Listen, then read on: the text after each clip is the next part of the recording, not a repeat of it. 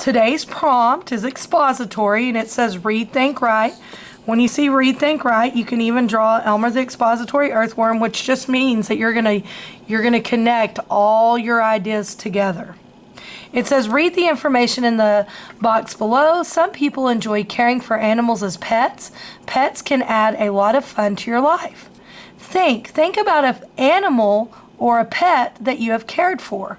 Write about an experience with an animal or a pet that you have cared for. Explain what made it special to you. So when you see a prompt, you're going to go ahead and read what it says to read about, think what it says to think about, and then you can either cover it up or mark it off or whatever, because we're only going to focus on what it says to write about. Write about an experience with an animal. So in this case, the first thing I have to do is I have to ask myself, an experience with an animal, is that a who, what, when, where, or why? Well, it is a who, but it's an experience, so it's what happened or what did you do with this animal. So what one W are they asking me to write about? They're asking me to write about a what. A what? An experience. So I underline my keywords in my prompt. And then down here, as I'm getting ready to brainstorm, I just wrote WWE for expository. This is really more for planning or pre-writing your story. But when you see the prompt, just go ahead and write it down because it's just going to help you know exactly what to do. So this W is a wow statement. What one W are they asking you to write about? They're asking you to write about a what. And then a wow statement reminds you that in your beginning, in your brilliant beginning, you need to write a central idea statement that defines what one experience are you talking about with an animal. And then you need a bada bing. The next W is why. Why, out of everything you could have written about, did you choose to write about that? Then the E stands for develop your writing in detail. In order to develop it, you're going to give examples that explain more about your topic, more about your pet. And this could be the 5 W's. And we'll talk more about that in a minute. Choose your words carefully by exploding. You explode by choosing your words carefully, saying, okay, which one of the cobwebs fed pretty queens can I add back in? And making very careful word choices. And then the last E is before you go to your final draft, edit and revise your story to make sure that it makes sense, that it says what it needs to, and make sure you have an excellent ending, something you will never forget.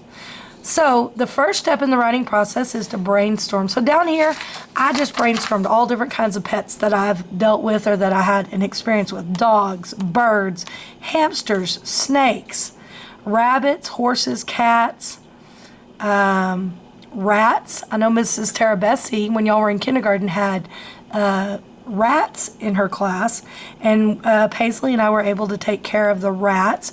So there's all different kinds of pets that you can do. So right here on the front, I just brainstormed any kind of pet I could think of. And then on the back, I picked my favorite pet that we've ever had. It is my chocolate lab. He was 120 pounds. He was huge with huge paws, and his name was Bodhi, B-O-D-H-I, Bodhi. He was a chocolate lab. You know, we had to take him on walks. He was huge. He ate Ooga Nooga dog food.